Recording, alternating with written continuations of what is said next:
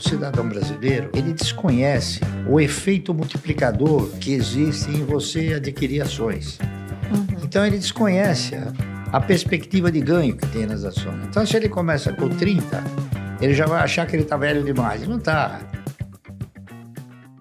De vez em quando eu recebo o pessoal perguntando se está muito tarde para começar. Nossa, estou com 30 anos, não comecei a investir em ações. O pessoal pega o exemplo, até o seu, por exemplo, que começou a investir com 14 anos, ou o Buffett, quando ele fala lá fora que comprou as primeiras ações com 10 anos, inclusive fala até que ele estava desperdiçando a vida antes. Então, lógico que começar antes é sempre muito melhor, mas você não começou investindo logo de cara, então você trabalhou um tempo até descobrir sabe o investimento que acontece? em empresas. A maioria do cidadão brasileiro, ele desconhece o efeito multiplicador que existe em você adquirir ações. Então, ele desconhece a perspectiva de ganho que tem nas ações. Então, se ele começa com 30, ele já vai achar que ele está velho demais. Não está, entendendo? O ganho em ações é uma coisa que ele é imprevisível, entendeu? Então, você sendo bem orientado, não há dúvida nenhuma que você vai ganhar, você vai ser muito melhor beneficiado do que qualquer outra aplicação.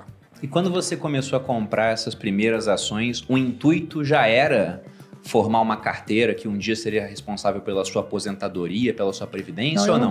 Eu pensei no seguinte, em 1970, 71, foi uma época em que a economia passou a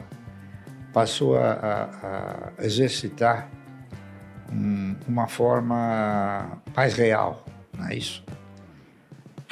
E nessa ocasião, a maioria dos fundos de previdência privada começaram a quebrar. Então, inúmeros fundos que ainda hoje se comenta, né, que eram fundos particulares. Era Pereira Barreto, Providence, Montepio da Família Militar, GBOX, uma série deles, né? Então eu comecei a ficar, assim, eu diria até preocupado, né? Se os fundos de previdência privada quebraram, até que ponto uma previdência sustentada pelo Estado poderia me proporcionar uma renda mensal digna, mas no futuro. Então eu comecei a pensar no futuro. E pensando no futuro, eu fui avaliando o quê? Fui avaliando as oportunidades que se ofereciam na época, não é isso? Que era letra de câmbio, ORTM, ARTP, bônus rotativo, tinha uma série de aplicações, não é isso? E tinha também ações que você participava no projeto de empresas, não é isso? Então eu fui fazendo avaliações e cheguei numa conclusão de que seria talvez um pouco difícil, não é isso? A previdência proporcionar um retorno. Então eu fui buscar uma outra fonte de previdência, uma outra fonte. Então eu examinei inúmeras fontes, a RTM, o RTP, bônus, LC, tá certo? Contratos mercantis, enfim. Cheguei na conclusão que as ações, elas ostentavam e reuniam condições, se você tivesse a participação em bons projetos, em projetos de empresas futuristas, de você estar assemelhado com a postura do controlador ou dos maiores acionistas. Então eu comecei a fazer o quê? Um estudo mais profundo de algumas ações de empresas que pudessem garantir ao longo de um período longo essa condição, a condição de te proporcionar uma renda mensal. Então eu comecei a analisar com bastante profundidade, não é isso? E acabei fazendo o trabalho daquela que eu interpretava ser a empresa que melhor poderia suprir um projeto de 30 anos. Por quê? Porque se você tinha que contribuir 30 anos para a Previdência, eu interpretei o seguinte: por que não comprar 1.000 ações por mês durante 30 anos? Não é isso? E foi o que eu fiz. Então, eu fiz um trabalho, né? Que recaiu sobre ações de uma empresa chamada Anderson Clayton. A Anderson Clayton é uma empresa que eu acho que vocês não conhecem, não sei se vocês conhecem. Não conheço. Não conheço. Mas ela produzia tudo que era clay bom, tá certo? Amendocrem, ela fazia óleo clay bom, né? Óleo Clay bom é tipo Margarina. aquela farinha, aquele negócio de margarina, engrossar, clay né? bom, tá. Verdade, margarina. Minha avó usava no bolo. Margarina, clay bom, ela fazia também um negócio chamado amendocrem, Se o cara faz que é bom, mais faz ou até menos graxa pra parecido. veículo, que é muito parecido. Que é mais ou menos parecido com um negócio que se faz hoje, que eu esqueci o nome aí. Tipo pasta de amendoim, pasta de Isso, amêndoas, essas isso aí. coisas. Ela fazia tudo isso. Então era uma empresa do setor de alimentos, tá certo? Aí eu fiz o trabalho, esse trabalho ele se chamou Ação e Alimento, duas bases de desenvolvimento. Aí eu fiz o trabalho, né, propondo o cidadão comprar 1.000 ações por mês durante 30 anos. E esse trabalho foi conduzido para a Anderson Clayton, que era aqui no Brasil. Aí o cidadão, o vice-presidente da empresa, mandou me chamar. Eu examinei esse trabalho, achei maravilhoso. Nunca vi uma coisa assim, né? Uma criatividade que nem essa. Fazer uma comparação de você, ao invés de ficar sob o manto estatal, ficar sob o manto da empresa, não é isso? Em termos de previdência. Mas ele falou, mas lamentavelmente, esse seu projeto não vai dar certo. Eu falei, olha, será que não vai dar certo? Mas por quê? Sabe por quê? Você sabe quem é o dono da Anderson Clayton? Não sei, porque a Anderson Clayton é uma empresa de capital estrangeiro. Eu falei, não sei. Ele falou, olha, os donos da Anderson Clayton são duas velhinhas de 80 anos que elas herdaram isso dos seus pais.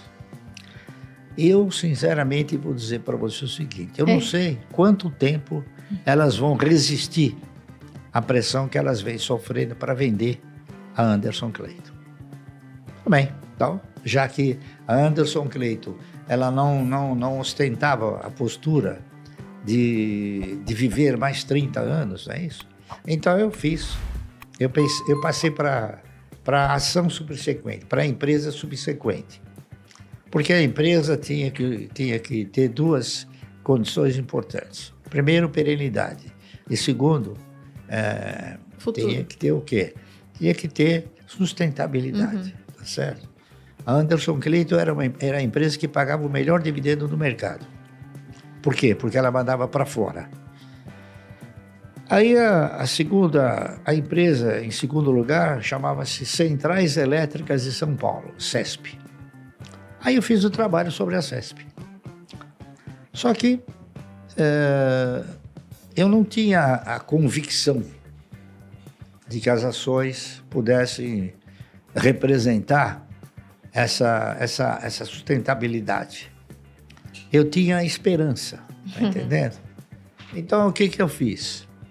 Eu realizei o trabalho propondo o cidadão comprar 1.000 ações por mês da CESP.